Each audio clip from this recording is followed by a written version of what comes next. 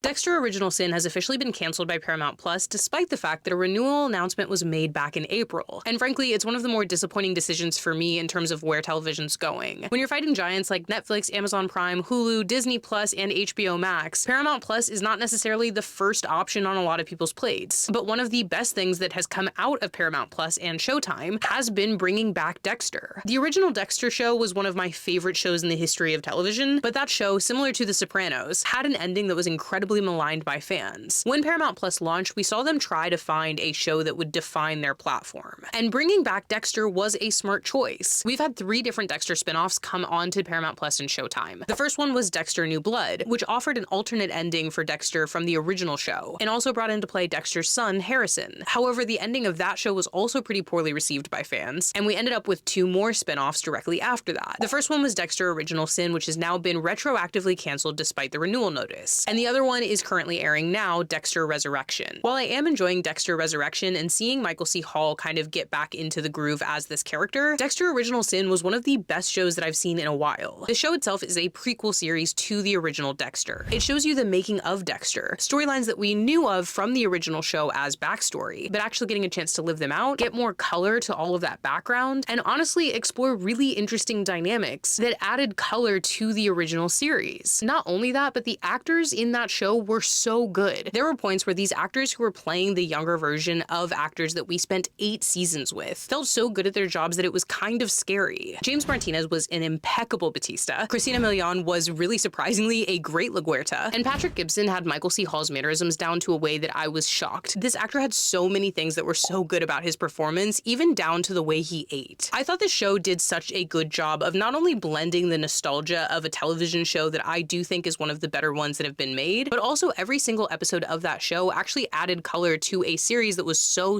well loved. Each episode not only offered you more backstory to these characters, but also almost asked you to reframe the original show in your mind. Plus, one of the stronger points of this show that can't be replicated with Dexter Resurrection was the fact that we were able to go back to the original format of Dexter. Dexter is back at Miami Metro working as a blood spatter analyst, and we get to watch him solve crimes and also hunt down the big bad and take them for himself. This was the format of Dexter that made this show so successful, and it was great to get to watch that replicated. Unfortunately, I think this is going to be a continued issue as we see this merger shake out. And it is a real shame, because I think by cutting Dexter Original Sin, Paramount Plus and Showtime are actively cutting something that makes them stand out in a very crowded field. So if you did watch Dexter Original Sin, how did you feel about it, and are you upset that it's been canceled? Are you enjoying the other Dexter spin-offs? And if these Dexter shows continue to leave the platform, would you stay subscribed to Paramount Plus?